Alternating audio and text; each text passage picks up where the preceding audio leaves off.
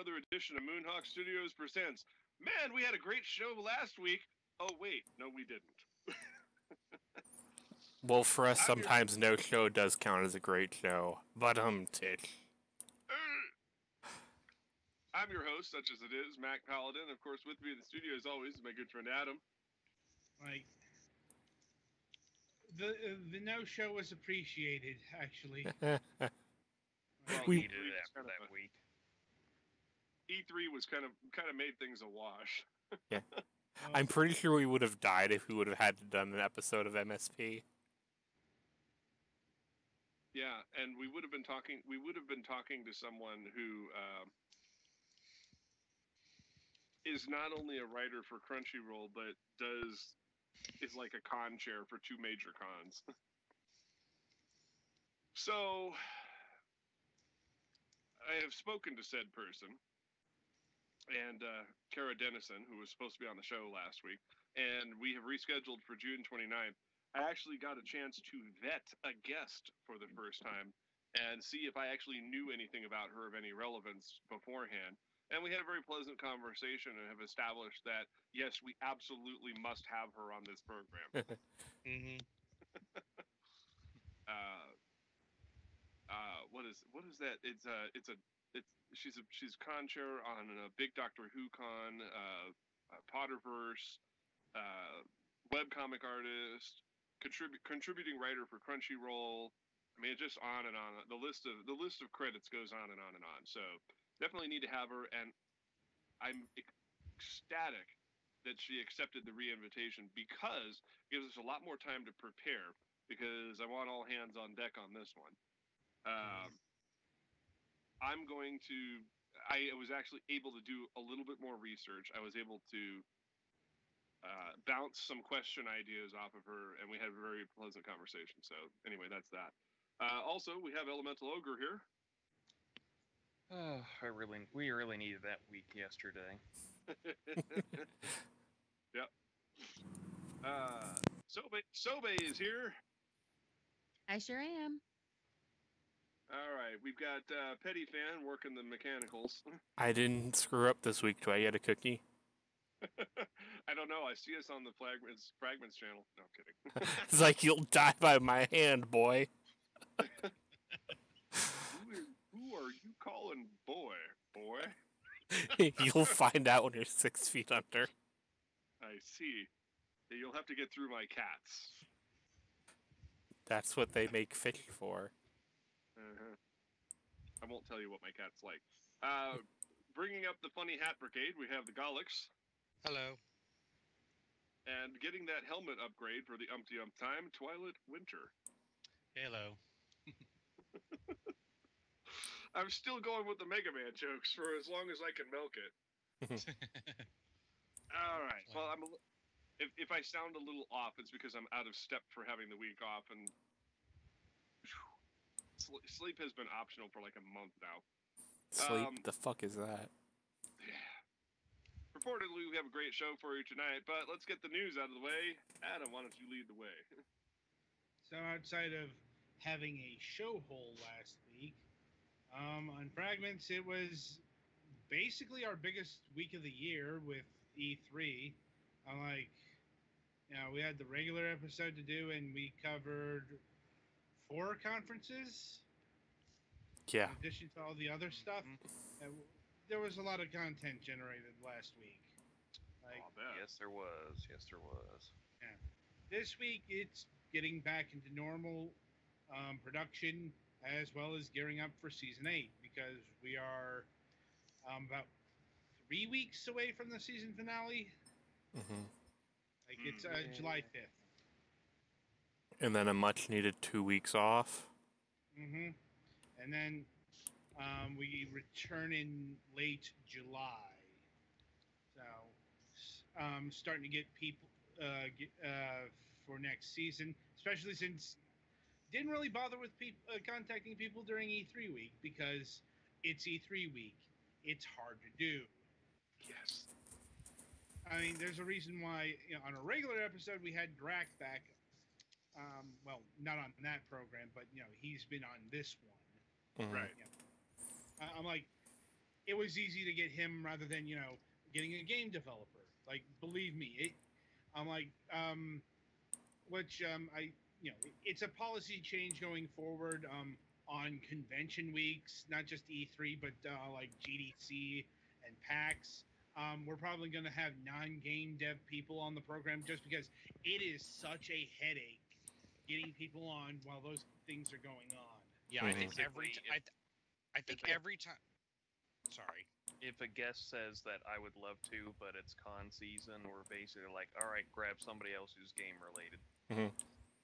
Yeah, I think every time we've had someone scheduled for E3 week, they've canceled. So Yeah, something like believe me, conventions just play hell with my schedule in regards to game dev. So fuck it, I'm getting just for the ease of things. Because I've had so many of my plans ruined because oh shit, I got a GDC thing, I got a PAX thing. It's honestly really frustrating when you put something down and it gets nixed at the last minutes. Outside of that, got some new headphones, a new folding table, and yeah, that's it for me. All right. Say, why didn't you go? 2 weeks. Did you just say Sobe? Okay. Was that me? My Yeah. kid? Yeah. It's you. We haven't. Sorry. heard 2 weeks, I joined my neighborhood website post thing, wherever that you want to call it, and I noticed that somebody had posted saying that there's a child's bike that's been left by their house for the past few days, and whoever it belongs to should come and retrieve it. And then about 5 minutes later, I see a post just pop up on there saying that there's a kid's bike for sale for $20, and I'm trying to make a connection, but I don't know. Maybe it's the same bike, maybe it's not. I don't know. It just sounds kind of fishy there. That's my news for the week, you guys. All right. Ogre? I upgraded my computer. I'm now running on Windows 10 with a 2 terabyte hard drive, which has made a lot of a difference, which was kind of annoying because I had to reinstall a bunch of stuff. It wasn't as bad. The hard parts were getting the stuff and installing it because we had to go to the local Best Buy. Look less by. Yeah. Local more spend. And they only had one 2 terabyte hard drive left, which was good because the only other ones they had in stock were 1 terabyte and 4 terabyte, and 1 terabyte is 1 too small for me, and 4 terabyte is 3 too big for me. And then Naka came over and helped install the whole thing, which was fun because I didn't mention it last time because I was trying to rush through the news, but he accidentally unplugged the wire that plugs into the on-off switch, so the tower wouldn't turn on. Yeah, that was kind of that was kind of an embarrassing moment. Did it become 2001: A Space Odyssey there for half a minute? No, he was just kind of wondering what was happening. Then it just turned out he just had unplugged the wrong thing. Then actually installing it, which Windows 10 was fun because that wasn't actually in stock at the store. All that was left was copies of the Spanish version, which kind of befuddled both of us, but whatever, just to drive over to another Best Buy and we got it. But got that installed, tried to get the internet connection to set up, and blue screen for like an hour or so. The damn thing kept blue screening until we just figured, like, fuck it, I'm Googling this on my phone. Looked it up and got that all worked out, which I'm pretty sure Petty's got a more in-depth thing on that, but just whenever, just... It's one of those I have to know what the blue screen said to probably figure it out, but... I don't know. It was kind of weird and stupid, and I hated every moment of it. But yeah. So most of my weekend, most the rest of that day was taking care of installing stuff back, which made it easier for Skype because it already has an app on there for that. Had to reinstall Final Fantasy 14, which took hours to do because I had to reinstall every fucking thing, including the new expansion. So, what probably took most people an hour or so took me like probably 4 or 5 hours.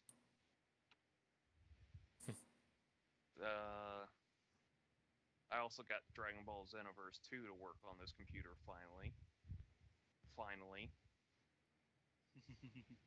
Let's see. Let's Plays are going fine. I'm just glad we're over our big stuff. Yeah, Knock actually posted the finale video just earlier. So, it's officially over there. Yay! So just some small stuff until whatever we figure out to do something big next. And then the weekend has been consumed. Well, the weekend and most of this week has been pretty utterly consumed by Final Fantasy XIV Stormblood. Because, yay! Mm-hmm. After about a few months of waiting, we finally get access to it. And it's so much fun. Despite the fact that people apparently want to DDoS the whole damn thing, which they can run in hell for it. Yeah, I'm Well, pretty. If it's the that- Reddit is to believe, there are people whipped up to a frenzy ready to beat shit of these people if they find them. Yeah, it's those assholes and the ones who apparently are demanding monetary compensation for the ruined weekend, which fucking not happening. Yeah. Yeah, an MMO is not. Well, that's like people demanding monetary compensation because they added jump potions. Yeah. Yeah, they're What just compensation stupid. for the time? Yeah, that basically they had to play for through the the game wait. normally, but people can just pay like $18 and skip.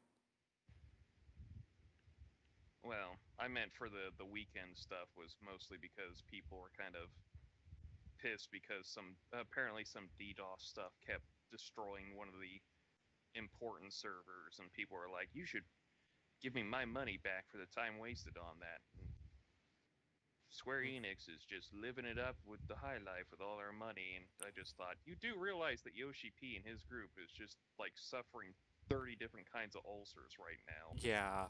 trying to get this shit working. Like you can be angry all you want. That's fine. It's just damn. Try not to act like such an entitled asshole about it.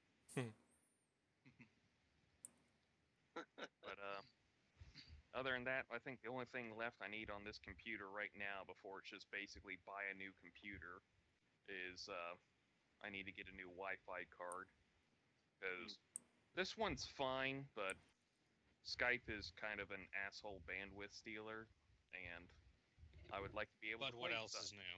Yeah, I'd like to be able to play stuff on here while talking with you guys and not everything cutting out. Or you being thrown out of the call. Yeah, well, that's pretty much the same thing for me, so. Other than that, that's it for me, so. Alright. Petty? Yeah, Our most next of my most of my weekend has been Final Fantasy 14. I picked up some games at GameStop, which I talked about on Fragments, and I also learned that they're going to be building a fire station not too far from my house. That shouldn't have any effect on MSP. It's mostly going to be an issue for Fragments Tuesday morning stuff. So it's basically I won't be talking a whole lot, and if the show suddenly dies, it's because some dumbass took the cable out with the forklift or whatever. So yeah, other than that, not a whole lot to report. other than I see the knee doctor Monday and they're gonna decide whether I need to, keep doing the exercises and stuff, or if I need to have knee surgery. All right. Alex, next victim. Well, I have a convention that I'm getting ready to go to, the local anime.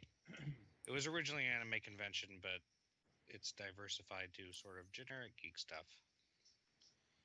So that's nice, though it'll probably be a little bit stressful just because different. But work is also being a little bit of a pain. But, that's why they give you money for it. Other than that, I've been playing games for Fragments, and I picked up Mighty Gun Volt Burst, which is pretty fun for the Switch. And I picked up ARMS actually last week when it came out for the Switch. And I haven't had enough time to play it, but it's pretty fun. And I'm debating whether or not to bring my Switch to the convention.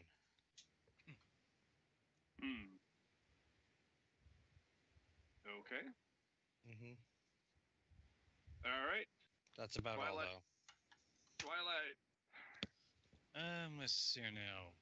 Well, over the course of the weekend, besides playing Stormblood, I had to put up with the spring allergy season. That was fun. And then Monday, when I got home and tried to sign into Skype, I discovered my sign-in was blocked. Apparently, most likely due to hacking.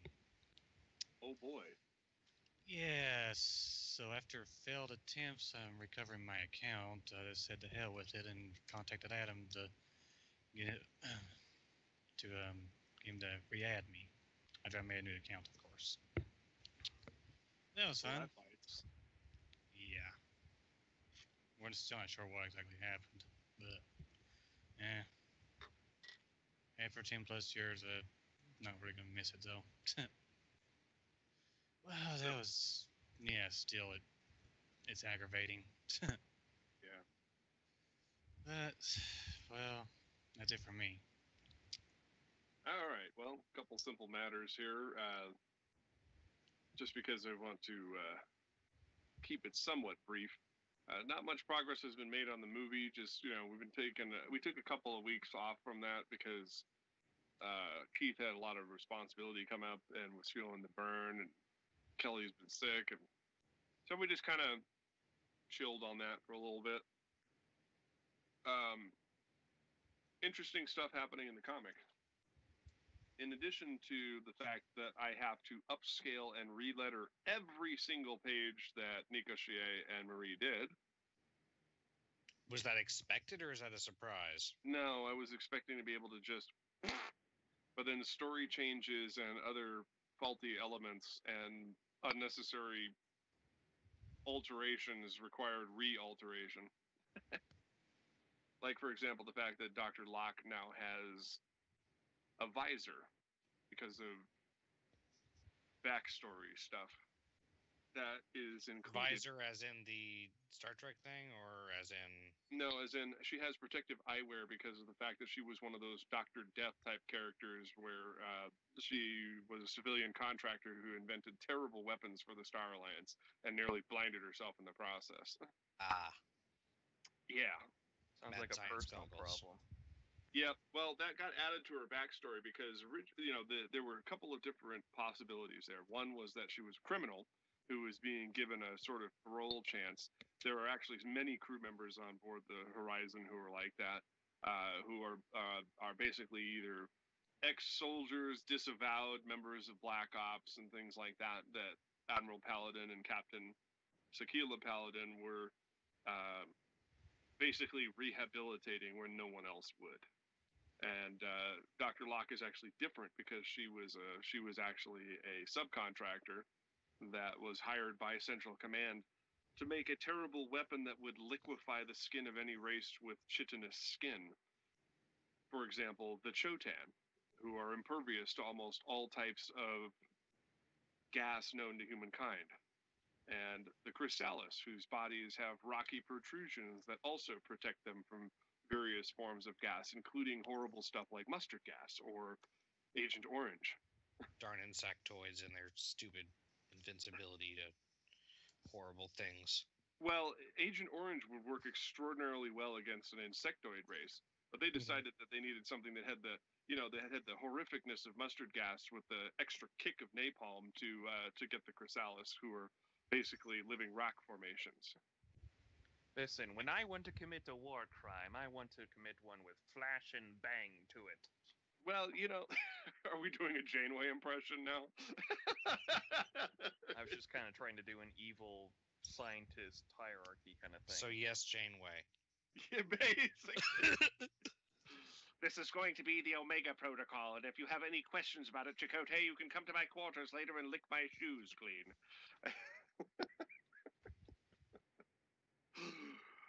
Oh God. So yeah, so she's one of those. And so as a result, there were physical changes made to the characters.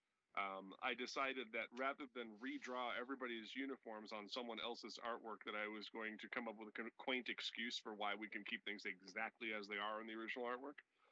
But there were other changes that had to be made because some characters changed. Or in fact, we're adding a whole new scene in between existing pages in Act 5 that explains some of the differences in how the battle between the Moonhawk and the Chrysalis turned out. So, a lot of big changes, which means... Gonna use the old in-universe documentary excuse? No, actually, what's happening is I've hired... as amazing as Keith's work was on Act 3, it still wasn't exactly what I wanted. It's damn close. And as far as expressiveness, it's perfect. But you know what the big problem is? Mm-hmm. It's too Western. Come on, we're supposed to be half Animu here. Well, yes, exactly. And while it's really, really damn close, it's still... to feel like Mac would take up Samurai 2 at this point. Well, think of it this way. One of the problems that we were having with Bordon, with the animation side of things, was the fact that his style was a bit too European, which is funny because he's Argentinian. But yeah, his style is a little too Western. It's a little too European. So it's actually, his designs are actually unusable in our quote-unquote anime-themed film. Enter my artist Oshigan, who's been working on Ship in a Bottle and Kawaii Neko Daigaku. He will be taking over as line artist, and Keith will stay on as colorist because, and that's a bit of a, I got to say, that's a bit of an understatement as to what Keith will actually be doing. Keith will actually be doing all of the FX shots, spaceship rendering.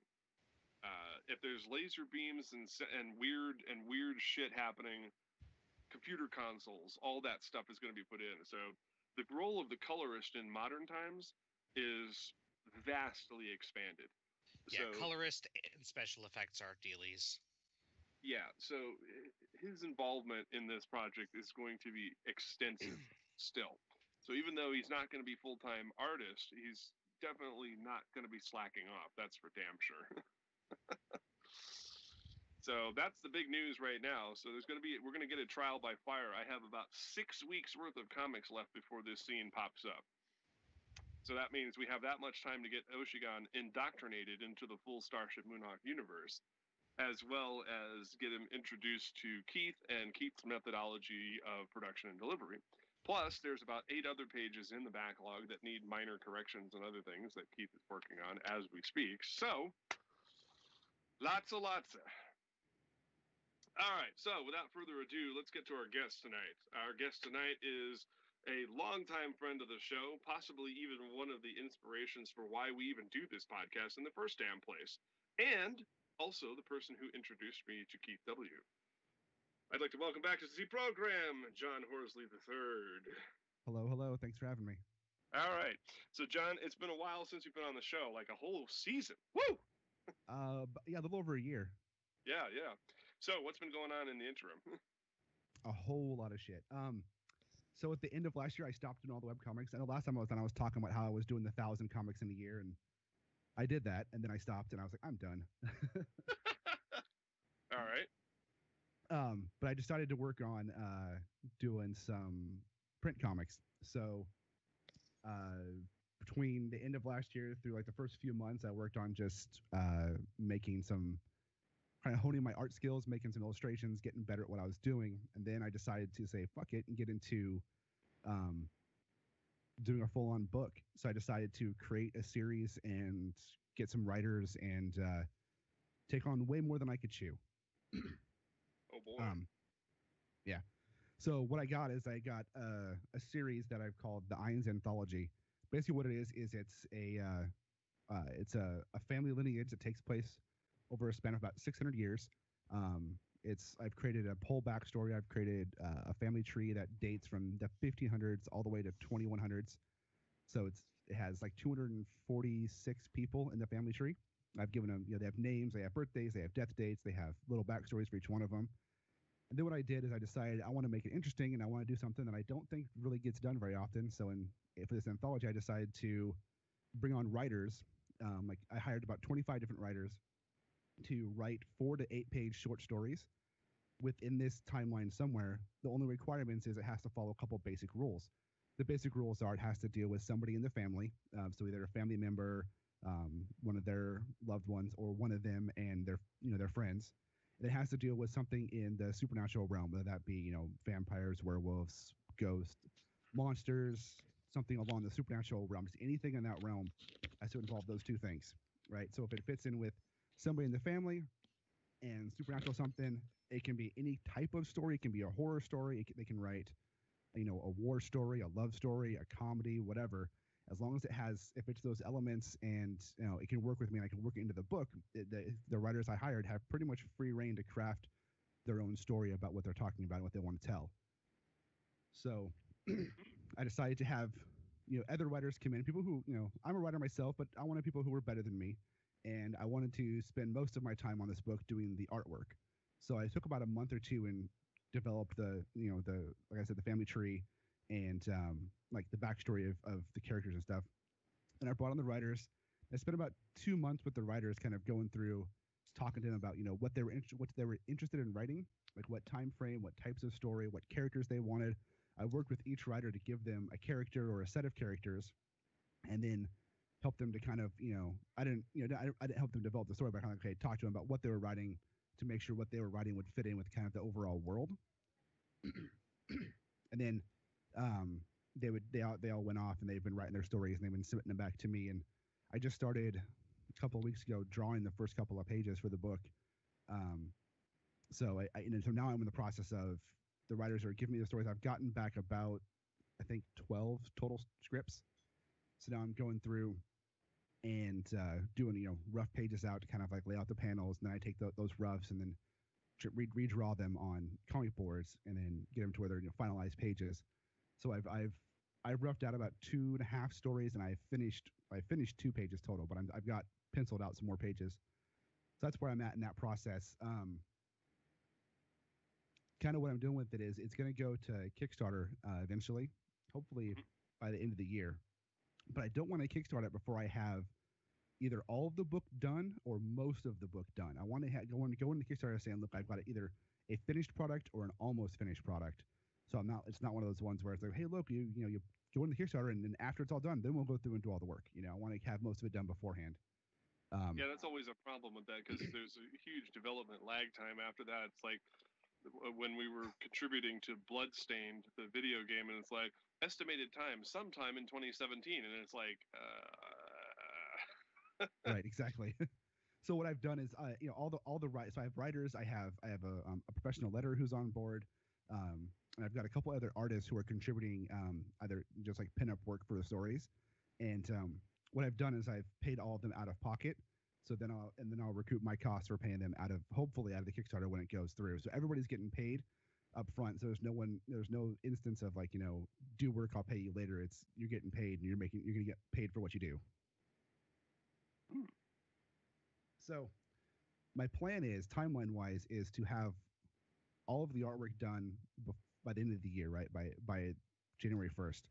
And then to have it actually published book in my hand in March and run the Kickstarter either in January or February. That's my timeline goal. Whether I hit that or not is yet to be seen, but that's what I'm planning on.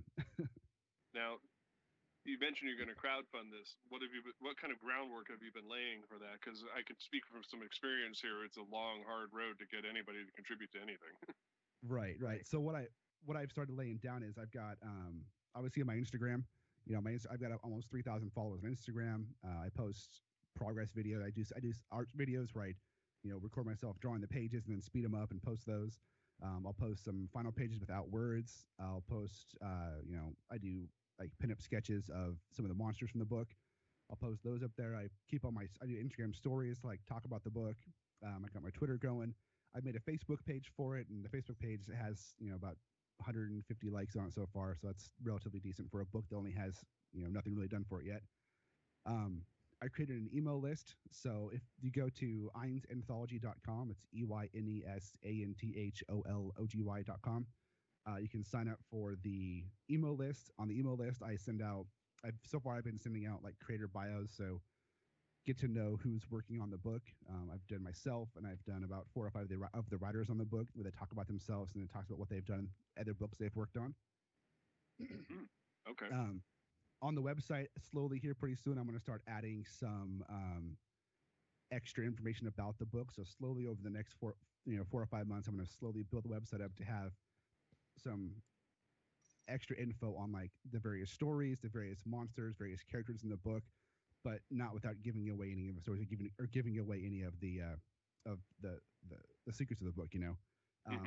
I do have 2 friends of mine, that are working on preview stories that should be done by the end of August, that I'm not drawing or writing. I am just working as story editor on, so I'm just making sure it fits into the world, kind of making sure what they're writing and drawing makes sense with the story. That kind of they're like teasers into the book, right? They tell stories, but they're stories that envelop a lot of other stories. So they're their own self-contained story, but they touch on a lot of the stories that are in the book and talk about elements of those stories. So one of those is by my friend John Anderson, who he was on your show back in 2010 when I brought the whole crew on. I remember. Yep. Yeah. He was my writing partner and my art partner on YTCL and the whole zombie series and more. He's took on the job of, he's doing a 24 pages or 24 half pages, so it'll be whatever worked out into a book, and then it's going to tell the story slightly in the future of one of the characters dealing with a monster, but also kind of touching back on other stories that take place in the book. He's been working hard on that. He's got most of it all roughed out and written, and he's going to start working on the final pages here pretty soon. I should have that completed by end of August. And our plan with that preview story is in September. Hopefully, if it's done, then I will launch his preview story as a webcomic on the site. So it'll post probably once or twice a week to start building up backstory to build towards the Kickstarter. So there's some information being released, but what's being put on the website is not, it's extra from the book. And then the other story I'm working on was written by a guy named Travis Webb, and I've hired an artist to actually draw the pages, because the way it's written and the kind of story it is, I want this story to not be in my style. I want it to be in its own style. Because my plan with that is to have it's a 16-page World War I monster story that takes place in Europe, and I want to have that done and printed to either I haven't decided yet whether I'm either going to give it away or to sell it for like $1 or $2 when I'm at Rose City Comic Con in September, and then again in RenCon in September. So I have something tangible besides just a flyer to say, hey, look, this is a book that's coming out. This is a preview. This is tangible. I can use it as a marketing tool. Okay.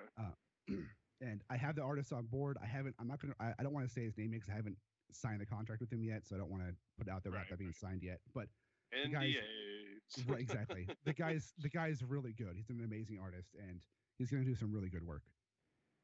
All right. Now, I don't want to derail your train of thought there too quickly here, but obviously, this isn't being funded by the Kickstarter itself. Was this something you were saving up for, or is it something that you had some other method for doing that? Blowjobs. Lots of blowjobs. I mean, that makes money. $5, $10 a shot adds up after a couple of weeks. Oh my god! Oh, you expect that from me? Knock it off. So there goes our safe for kids rating that we never had and never will have. I was trying to remember that bit from Larry Sanders' show. I forget the actor's name, but when the character got fired, he's like, some homeless guy offered to let me blow him for $2 in the bathroom. I said, $2 is $2. It adds up, No, so what I've done, so I have an extensive comic book collection from the last like 20 years. So what I've done is I've gone through and I've taken out ones I don't really care about anymore, and I've been selling off some of my comic collection to fund the book. Oh, okay. You'd be surprised what some of those things are worth these days. Yeah, well, I always had this dream when I was 8, 9 years old that my stamp collection would be worth something someday. It's still sitting up in the box above me right now. Nice. Yeah, I have. The problem with stamps is that only the really rare ones are worth anything, I think. Well, and you got to find a buyer. I mean, you got to put some work into it. Mm-hmm. I'm sorry, John. Yeah. You were saying. I was just saying. So I had before I started doing this, I had probably 20, 30 boxes of comics of stuff dating back to the 40s. So I just went through and find the ones I didn't care about anymore, and a couple of boxes makes you a couple $1,000, and that helps pay for people to do work for you. Man, I wish I had a collection that was that good that I didn't need anymore. Yeah, Kaylee's very happy that they're going out. She doesn't. You knew exactly where I was going with that. She's like, "Get rid of some of your nerd stuff, John." No, she likes the nerd stuff, but she's like, these take up a lot of room. Keep the ones you want, get rid of the rest. Yeah. But they're my children. They die by my hand, or you sell them. No, I'm keeping some. Like I have a bunch from my dad before he passed away, like his old Superman books from the 40s and other stuff that I'm keeping, and some of them that have like sentimental value to them. But ultimately, I decided I don't need 30,000 comic books to move around. I've had to move them 3 times in the last 2 years. So I'm like, fuck this. This is dumb. I don't want to do this anymore. Yeah, I made the mistake of collecting Star Trek comics for years, and so it's like, hey, aren't those worth less than the cover price now? It's like, fuck you. Fuck everything you stand for. Die in a fire, which is where these comics are going. You get to join them. Congratulations, it's a free trip. Well, all right, well, tell us more about these books and stuff. I didn't mean to derail us there. No, that's fine. That's fine. So the book, some of the writers who I have signed on board, I'll go ahead and drop their names because it's helpful. I got Ryan Fisher, who recently put out his book Torchlight Lullaby, which is if you haven't read it, it's a great kids book. He's been touring around doing cons, selling it, and done really well with it. It's a pretty amazing book. I've got author A.E. Hayes, who is a novel writer. She's just published, or she just has coming out her quasi-autobiography called Shattered, which you can get on Amazon. She's also working on her 6th novel, which will come out next year, I believe. I've known her for probably 15 years, and she's an amazing writer. She actually wrote the press release for my first book back in 2008. Wow. Yeah. I've got TJ Troy, who I didn't know who he was before I hired him on, but he's a Grammy Award-winning musician. He won a Grammy last year for percussion, so that's pretty awesome. He's also a damn good writer, too.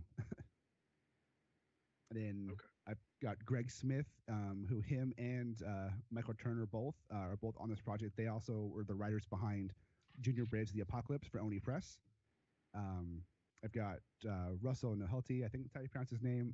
He's the guy who runs Wannabe Press.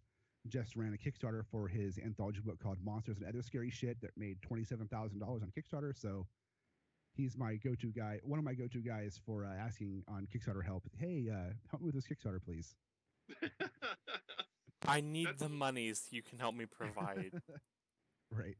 That's been one of the big issues with Starship Moonhawk is that I can't get anybody. I can't get my celebrity endorsement. You know, that's like I can't get it.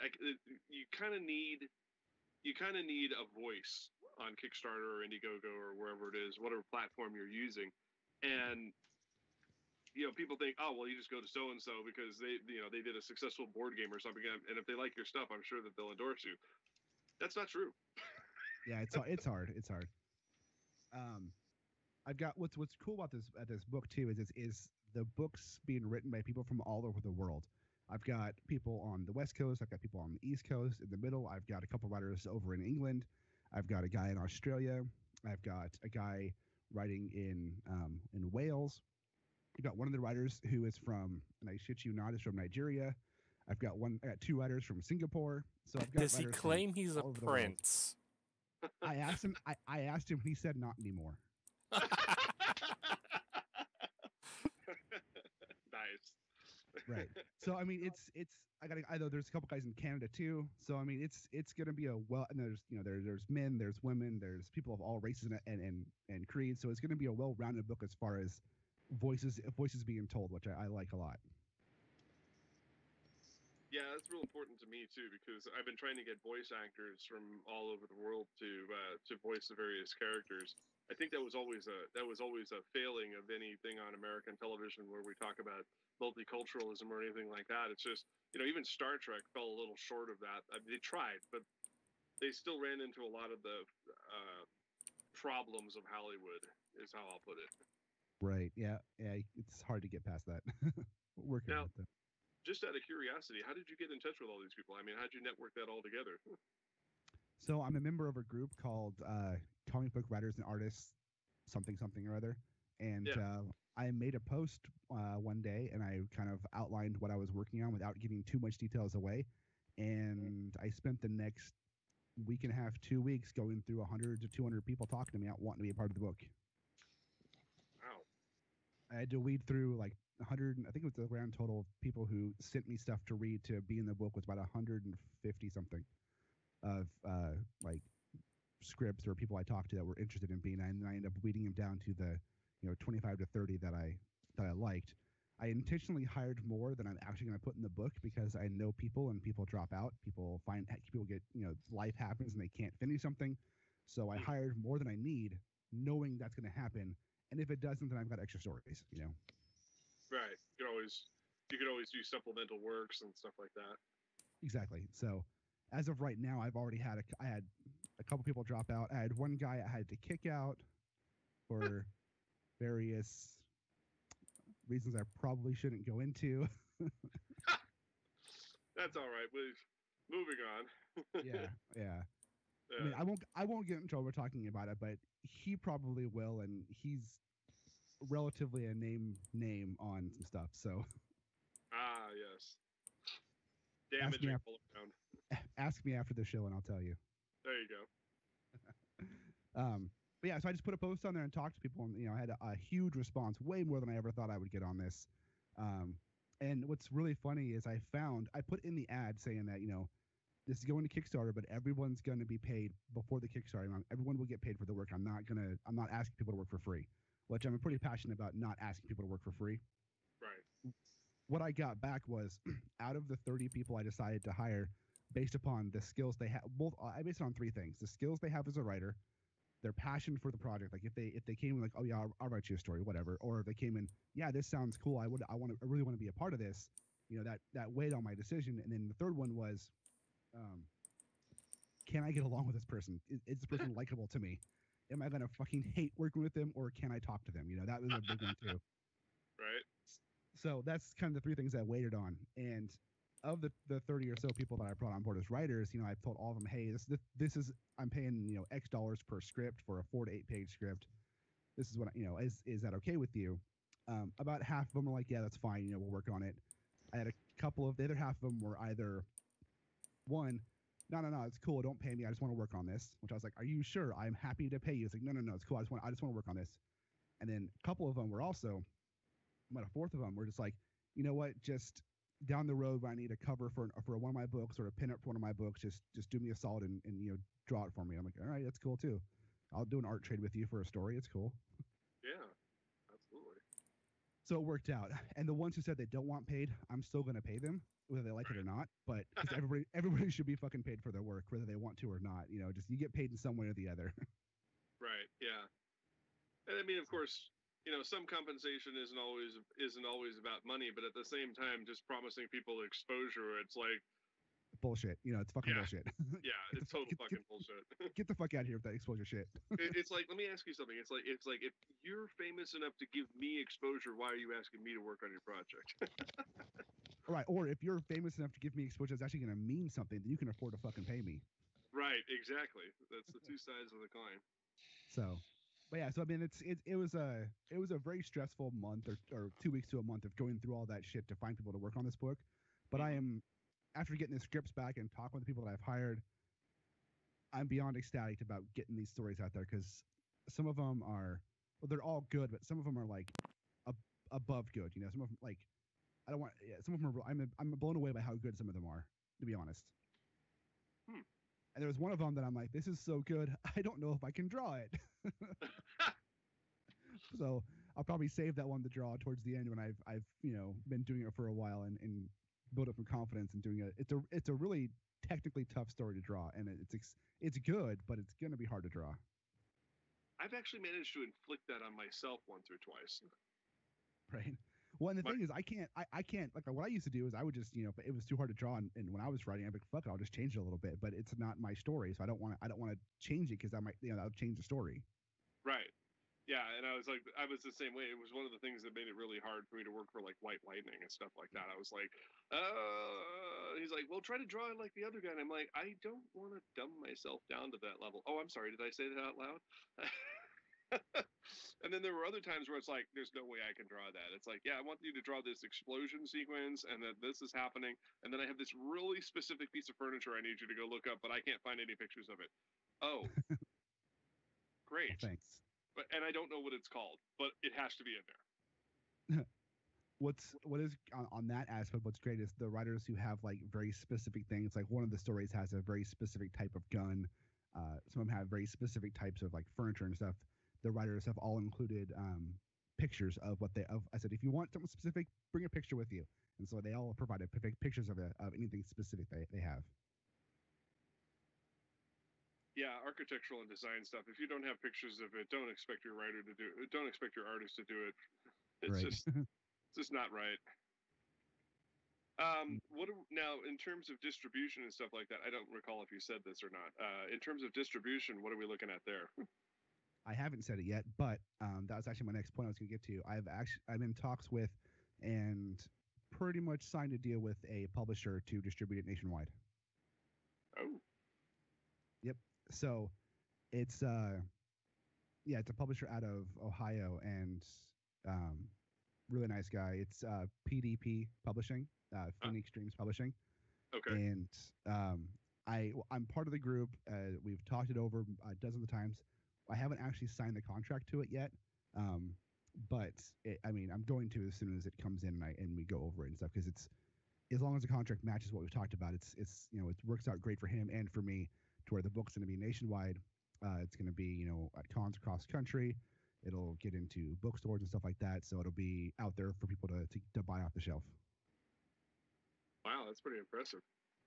Do they have I'm assuming they have major deals with all the big bookstores and stuff like that. I'm not sure that part of it. I just know what I've read and what he's told me, and it's a brand new shop. Like they've just put out their first couple of books this year. Mm-hmm. So I'm going with them right now because one, I like the guy. He's nice to work with, and two, he's letting me modify some of the way they do stuff on the other books to make it match the way I want it done for this book. So some of the other requirements they have on some of the books they have, or they're not really requirements, but how they're doing them, I don't have to adhere to because I adhere to it the way that fits the book that I'm doing to give it the best possible release and the best possible chance to succeed. I see. All right. Real quick, did anybody else think of anything that they would like to add? I always give the near end piece here roundtable opportunity.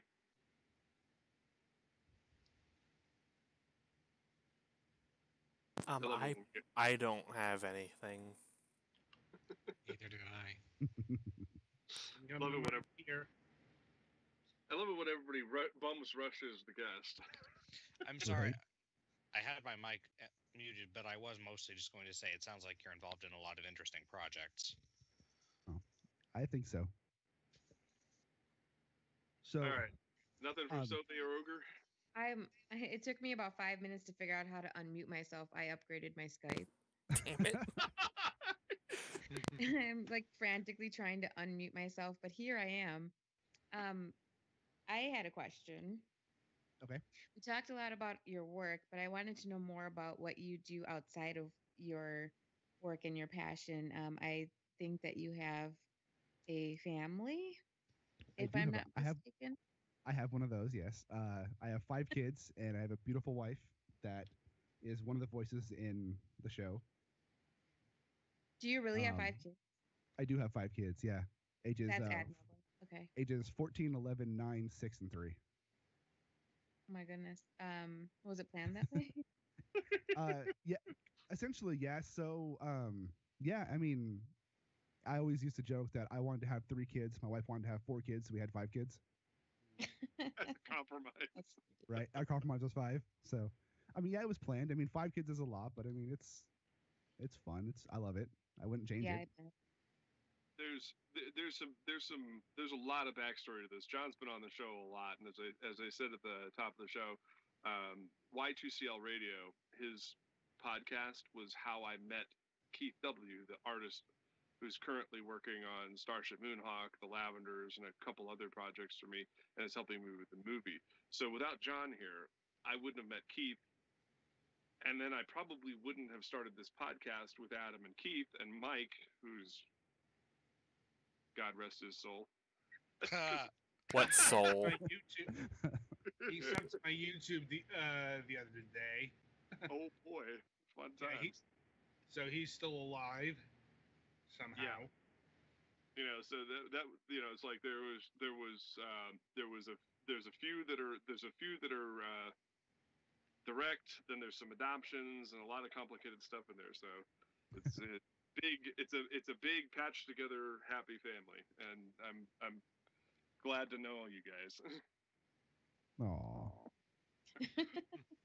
Not the least important of which is that John will be voicing Chaz Gillespie in Starship Moonhawk: The Mercadian Affair, Cough, And- cough, wink, wink. and Kaylee will be voicing Captain Sakila Paladin, a very important character in Starship Moonhawk: The Mercadian Affair. It's like everybody thought, oh, is he going to say another title? I had you all fooled from the get-go. We thought I was going to be the original, but I was just a copy. Ooh. All right. So, yeah, we got a lot of stuff going on there. Just webcomics community. God, how long have we known each other, John? We've known each other for at least nine years. At least 9, probably about 9 to 10 years. Yeah, somewhere in that range. Got to be like the 6th time you've been on the show. Something like that. Every year, every couple years, I'm on the show and just to talk about whatever I'm doing. Exactly. Speaking of what I'm doing, I got some more stuff that I'm working on that I'd like to talk about too, if you don't mind. All right. We got at least Yeah, 6 time. minutes. Yeah. All right, Go cool. for it. So, just quickly, I have a list of upcoming shows I'm going to be at with a table selling art and prints and books that I've done in the past and stuff for the Iron Anthology book. So I'll be at I'll be in Wenatchee, Washington, the Wenatchee Greater Toy Show this weekend. I'll be at the San Francisco Comic Con in September 1st to the 3rd. I'll be at Rose City Comic Con in Portland, Oregon from September 8th to the 10th. I'll be at RenCon in Renton, Washington from September 15th and 16th. I'll be at Jet City Comic Con in Tacoma, Washington on November 4th and 5th. And I'll be at Emerald City Comic Con in Seattle on March 1st to the 4th. Those are the current shows I have listed up to be at with tables to sell stuff and do stuff. My hope is to actually launch the Irons book at Emerald City Comic Con in March of next year. Well, and that's your slate is filled with all killer, no filler there, from what I can hear. Yeah, I'm trying to get more in there too. That's what I've got currently paid for and lined up, and I'm trying to get into more between now and when the book comes out. Just to kind of, I'm hoping to promote the living shit out of this book to when it launches. But like, oh yeah, I've heard of that, you know. Other things I'm working on, I just started, so I'm still doing the Y2CR radio podcast with my wife. It's very sporadic, but we do it every now and then when we, you know, are bored. I'm actually starting another podcast with my buddy Kenrick, and it's going to be called Spoiler Country, and it's just going to be us talking about movies and comics and nerdy shit we like to talk about. It'll be just him and I talking. We're hopefully going to record our first episode next weekend. Once that fucker buys a microphone, because I've been bugging him for like 3 weeks to buy a goddamn microphone, and he hasn't yet. And I'm only saying it this week because I know he's listening right now. So, Kenrick, if you're listening, buy a fucking microphone. And then I'm actually starting. I know I said I was retiring and not going to do webcomics anymore, but fuck me, I'm actually starting another one. So, it started. I was doing for my warm up drawings. I was drawing like just like shitty robots, like just broken robots that don't make any sense. And I was drawing them, and then my buddy at work, Steven, started writing some jokes over them. And we did about 7 or 8 of them last year, and they were pretty popular on Instagram. So we're actually starting a webcomic here in about a month or so called The Rejectables, which is going to be a series about robots that were designed poorly or broken, and them dealing with, you know, everyday shit.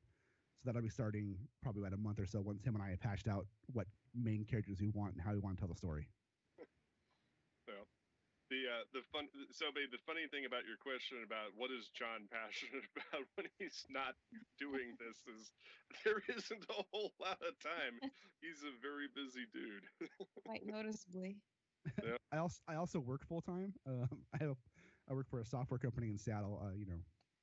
40 plus hours a week too. Good Lord, what don't you do at this point? Do you porn. sleep I at don't do any porn. I sleep sometimes. Ah. Yeah. You also don't do macrame. I'm thinking about picking it up though. It looks fun. Actually, it's funny you say, you know, what don't I do? Kaylee actually started selling Lip Sense lipstick like back in March. Cosmetic stuff. Yeah, she's doing really fucking good. So what I've been doing with her is I make all of her graphics and all of her like postcards and business cards and stuff. And then she's been doing like live videos, like helping her with the videos and stuff. She's actually thinking about starting up a podcast too, like a short podcast just talking about beauty stuff. But we've been spending like all of our nights in our office / art room / craft room here at our house. She's been working on making her lip stuff. I've been drawing, and then like I'll help her with design stuff for her, whatever she's doing. And then she'll say, "No, John, that's too busy. Don't draw so much on one page," and yell at me for doing too much on one page. So it's been pretty fun doing the whole, like, you know, we're both being creative, and she's been making a killing selling this lipstick stuff, which is pretty awesome. Well, you know what that means then.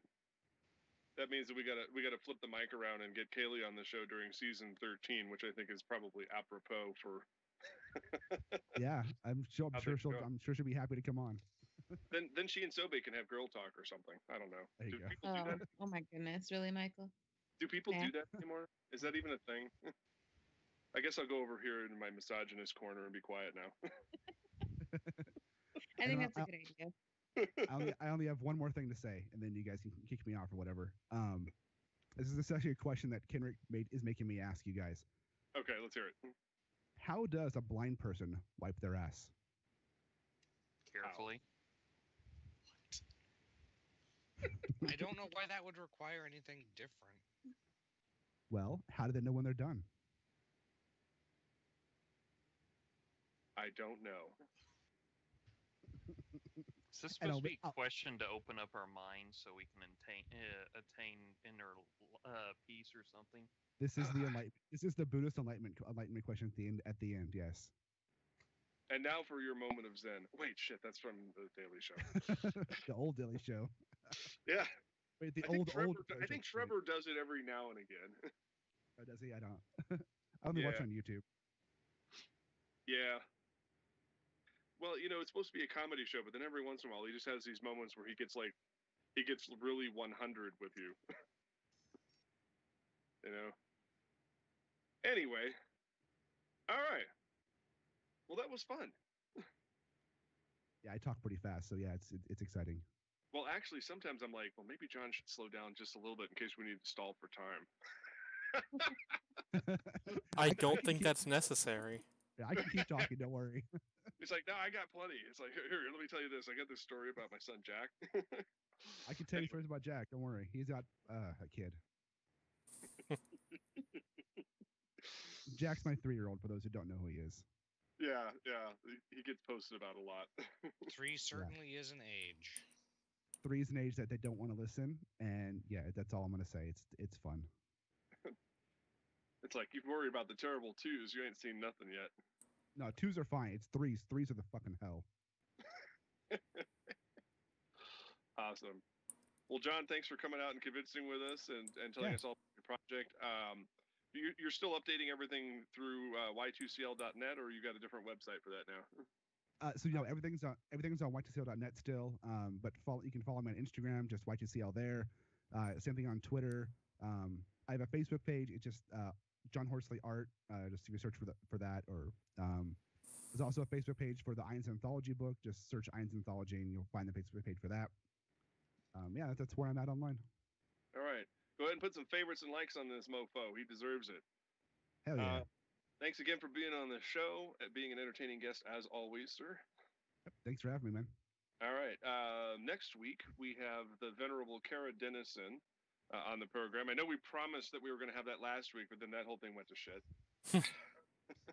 I'm not sure if venerable is the right word. Well, Words. running out of adjectives. But no, I'm pretty excited about that because she's involved with a number of pretty big cons involving Harry Potter and Doctor Who. Is the former writer illustrator of the long-running webcomic Conscrew. She's into print work. Is currently working on at least 1 or 2 graphic novels as the writer with an artist team. And is also a contributing writer for Crunchyroll. So now that I actually have information and I don't feel like a total ass,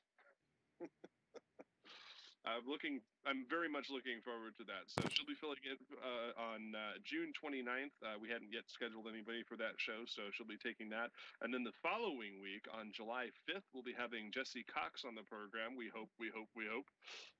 Yeah, I'm going to poke him that Monday and make sure he's still good. Awesome. And All probably right, poke so- him again earlier in the afternoon to make sure his internet hasn't caught fire again. There you go. Wow. That really sucked. God. All right. Well, on behalf of the crew at Moonhawk Studios Presents, this is Mac Paladin saying thanks for listening and stay safe out there, kids.